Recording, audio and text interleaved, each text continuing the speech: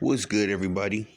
It is your boy Tony the Savant, and I just wanted to make this video, man. I was out of commission last week, very ill.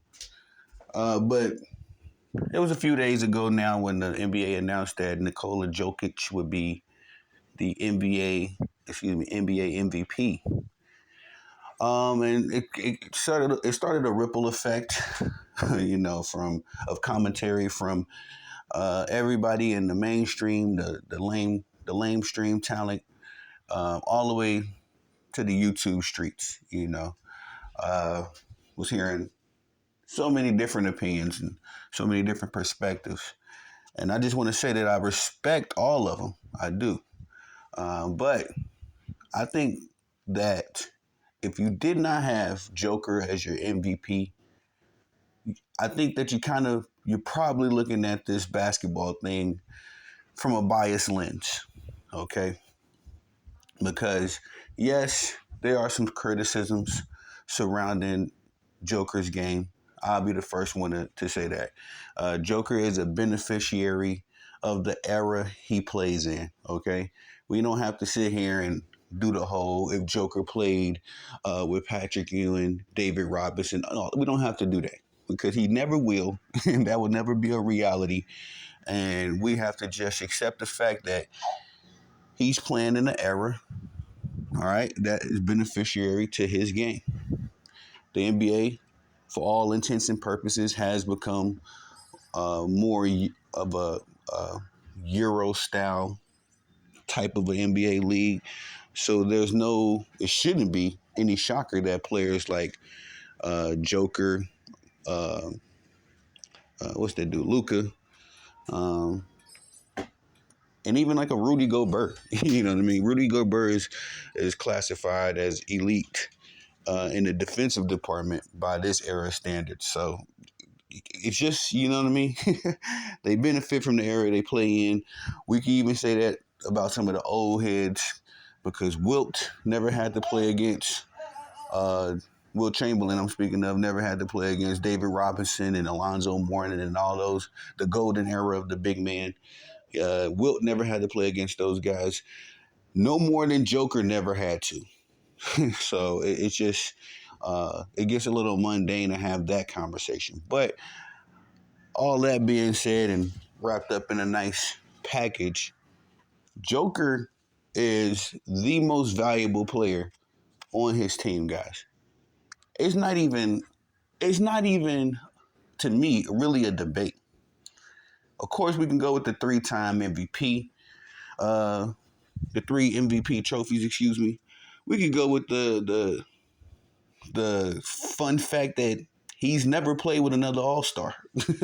Jamal Murray, my favorite player in the league right now, has never been voted as an NBA All-Star, and nobody ever brings that up when they're not. What some people bring it up, when they're making a case for Joker. But very few of these Joker critics bring that up. And it's kind of a disservice because, Joel Embiid has had the privilege of playing with multiple all-stars and even some superstars and has nothing to show for it. Giannis just played with a top 75 point guard, allegedly, and has played, with Chris Middleton, who's been an All-Star, I believe, at least one time. He's played with other guys who've made impact. Excuse me, one second. Cameron. Go in your room. You're going to be making all this noise. Sorry, kiddos, man. But anyway, Joker's never played with another All-Star. And when I say that Nikola Jokic is the most valuable player to his team, okay, I mean night and day. We can't sit here and say that the OKC Thunder without SGA, how different would they be? Really? Because they're not led by any veterans. SGA is the leader, but they do it. They a lot of times do it by committee. SGA is their vocal point. He is also their closer. I would not argue on that. But they have the second leading Rookie of the Year candidate in Chet Holmgren. Ladies and gentlemen, that means as a young, raw talent, nowhere near his prime, Chet is making an impact. All right? That's what that means. You can't knock that. You can't knock that this kid, Jalen Williams, has been having a breakout year all year long. You can't knock that. You can't knock that Lou Dort has to go out and guard the best offensive player night in and night out. That reserves a lot of energy for SGA. Believe it or not, when SGA don't have, we're seeing it right now in the NBA playoffs. SGA does not have to guard Luka, and that gives him a lot of energy on the other side of the court. Let's be 100. Joker does not have that privilege. Joker is a center. All right. And for the very few centers that's in the NBA, there's no switching for Joker. He has to go imano with the Rudy Goberts of the NBA. He has to go imano with the Joel Embiids of the NBA. He has to go imano with the Sabonis's. All right, we can go down the list. There's a short list of good big men in the league, but the point I'm making is that Joker does not have the privilege of getting a pick and roll or a screen or a switch, right? And then being able to guard the team's weakest offensive option the entire game. Because that's what Luka does. That's what SGA does for half the game. And these were the next two names on the MVP list, right? Just hear me out. Joker does not have the privilege that these guys have. Joker on the night in and night out basis does a lot for his team, but he does what is necessary. If you've been watching him against the Timberwolves, in the beginning, he played the facilitator role. And he's seen that, that wasn't working for him. So they go down 2-0. Since then, Joker has been coming out aggressive. I think he put up a 40 burger the last game they played, game 5. He's been coming out aggressive because he's noticing that if he's not the number one offensive option, this is going to be a short series for Denver. You know what I mean? Jamal Murray doesn't really have his consistency game going right now. And you know what I mean? If you want to be honest, along with everybody else in the NBA, everybody else on the Denver Nuggets, nobody else is really clicking like that. I mean, Aaron Rodgers. I just made a New York Jets video, man. But Aaron Gordon, has had his spurts and gotten hot and all that kind of stuff. But Aaron Gordon is the X factor. You know what I mean? Between him and MPJ, they switch out who's going to be the X factor. But I label that role for Aaron Gordon. That's his role on this team. When Aaron Gordon is hot, more than likely the Nuggets are going to win. And when he's not hot, more than likely the Nuggets are going to struggle if they win. So that's just my take on that. But outside of that, it's been all Joker, man. Joker has gotten the last 3 games, and they play tonight. But he's won the last 3 games for this team. There's been no Jamal Murray game winners. You know what I mean? The Nuggets have gotten a little bit more better, consistent shooting the ball. But like I say, all in all, the cavalry is being led by Nikola Jokic.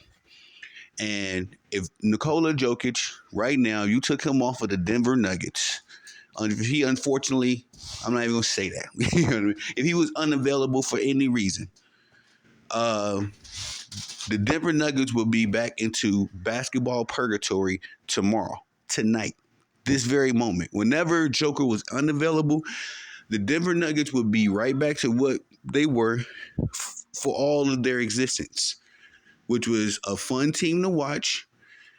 Sometimes in the mix as far as, the playoffs goes, but nobody took the Denver Nuggets serious. I didn't.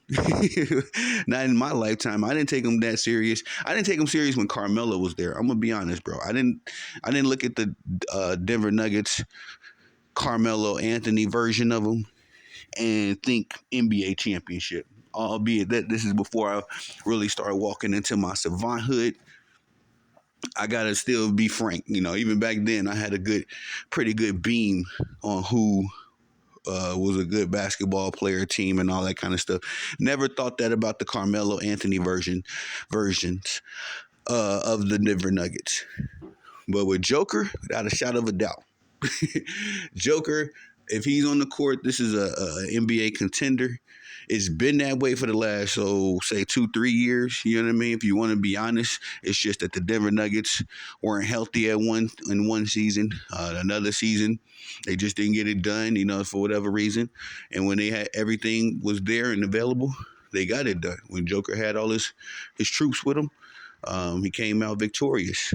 And that's what I'm seeing with this particular MVP campaign. Joker won the NBA championship last year, y'all. You know what that means? That means he's at the top of the hill. He is defending his title, and he has to also continue on NBA Finals NBA Finals MVP like performances. And that's what Joker has been doing all season long. The Denver Nuggets did not fall off at all from last season to now. And it just baffles my mind how, yes, I enjoy SGA and what the Young Thunder have been doing. But again, if you look at all of the sums of his pieces, the OKC Thunder have the number one seed, not solely just because of SGA. Let's just be real. They don't. SGA, yes, is the closer, all that good stuff. But again, when you look at the sum of all of the pieces in OKC, then it starts to add up as to why they have the number one seed. Again, they got an elite defender, not named SGA. They have an elite, or you could say, budding elite big man in Chet, because Chet got an offensive game like Kevin Durant, but he plays defense like Wemby. You know what I mean? Who I thought was the defensive player of the year. You know what I mean? Chet is right there as far as being a presence defensively for the OKC Thunder. And then you got a budding wingman who is pulling up career high numbers even now in the playoffs in Jalen Williams. So when you look at the sums of all their pieces in OKC, you understand why they have the number one seed. But when you look at Denver, there's only, you know what I mean? You can't really say this because of MPJ shooting. MPJ is not a consistent, albeit he is elite. He is not a consistent 3-point threat. He's not a consistent, bucket. He can get cold and it can get ugly. Aaron Gordon, we've seen him disappear, but Aaron Gordon's role again is the X factor. Jamal Murray, his game comes and goes. When he's elite, and when he's not, he's not. So it's all on Joker, man. If Joker isn't the consistent presence on this team, if he isn't the consistency on his team, the Denver Nuggets will be back in basketball purgatory right today. I mean, the day Joker fall off, that'll be the day the Denver Nuggets fall off. And there's no telling, and it'll probably be another 50 years, if they ever become relevant again. And this is how I evaluate the NBA MVP.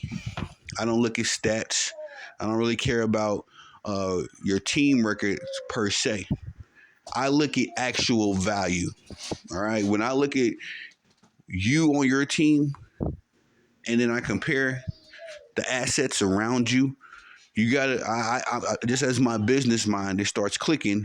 Who's the number one asset amongst all of these assets? And it's always Joker. You know what I mean? For me, it's been that way these last 2-3 years, maybe even 4. I really wasn't paying attention to Joker super tough his first MVP year, although I know that the criteria was a little funny for how he got it that year. And so I really wasn't, as far as my sports journalism especially, was not in the mix. I wasn't paying attention that much so. But last year when he got the year before then, when Steph Curry and them won, he got his second MVP. And You know, I was paying a lot more attention. That's when I started my YouTube channel, all that kind of stuff. And I was a believer. You know what I mean? I wasn't mad that Joker got it. Last year I thought he should have got it, but they gave it to Joel. And this year I thought he should have got it. You know what I mean? Just going off value. You know what I mean? Joker's that man, bro. I know people try to find, not people will find, but you know, people come up with all these excuses as to why he shouldn't be or why he doesn't deserve. Again, man, when you look at the criteria, yes, Nikola benefits from the era he plays in, just like Will Chamberlain did, just like Steph Curry is doing. You know what I mean? If there was a bunch of hand checking going on, would Steph Curry be able to just shoot freely? You know what I mean? The way he does with the threes, I don't know. Maybe, maybe not. So we can do the whole era thing, but at the end of the day, that is just a distraction. When people get to Nicola's never played against this guy or that guy, so I mean, there's a lot of people that never played against somebody else. You know what I mean? How dope would it have been to see Jerry West go against Larry Bird? You know, two of the baddest quote unquote white boys to ever play the game.